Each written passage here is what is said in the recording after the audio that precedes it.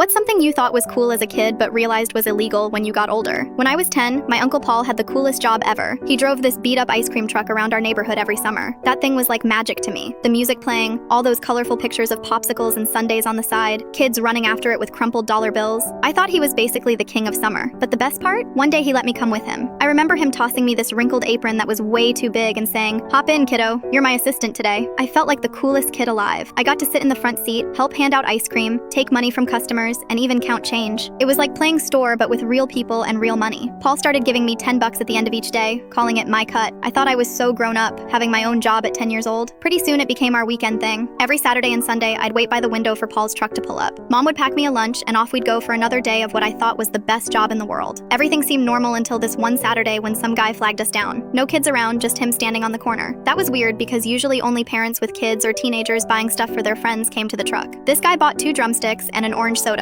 Nothing crazy. But then Paul handed him something wrapped in a napkin along with his change. I asked Paul what that was about. He just winked at me and said, "Grown-up stuff, don't worry about it." As summer went on, more and more adults started showing up without any kids. Always quick transactions. Always with Paul slipping them something extra in a napkin or doing these weird hand gestures I didn't understand. Sometimes they'd whisper numbers to him. I just figured grown-ups really liked overpriced ice cream, or maybe Paul was giving out coupons or something. One time this lady came up and ordered a single ice cream sandwich. Paul gave her the usual napkin thing, but she shook her head and held up 2 fingers. He nodded and gave her a different napkin. I thought maybe she wanted extra napkins because ice cream sandwiches are messy. The weirdest customers were these college-age kids who'd show up in groups. They'd order like 1 popsicle between all 5 of them, then Paul would do this complicated handshake with one of them. I thought it was just some secret handshake thing, like what me and my friends did. I never questioned any of it because Paul seemed happy, business was good, and I was making money. $10 was huge for a 10-year-old. I could buy Pokemon cards, candy, whatever I wanted. Mom kept asking where I was getting money from, and I'd proudly tell her about my ice cream truck job. The summer ended, and I went back to school, but I kept thinking about how cool it would be to work with Paul again next year. Maybe by then I'd be old enough to drive the truck myself. But when I turned 15, everything changed. I was watching the news with my mom when a story came on about a drug bust. They showed footage of cops surrounding an ice cream truck and my heart stopped. It was Paul's truck. The reporter said police had been investigating reports of drug dealing from ice cream trucks around the city. They'd caught the driver in a sting operation, selling marijuana to an undercover cop. That's when it all clicked. Those napkins Paul was handing out weren't napkins at all. They were little baggies. The weird hand gestures weren't secret handshakes. They were signals for what drugs people wanted. Those college kids weren't sharing 1 popsicle. They were buying weed and using the ice cream as cover. My mom was horrified when I told her I'd been working with Paul that summer. She started freaking out about how I could have been arrested, how I was technically part of a drug operation, how Paul had put me in danger without me even knowing it. I felt so stupid. All those times I thought I was just an ice cream assistant, I was actually helping my uncle deal drugs.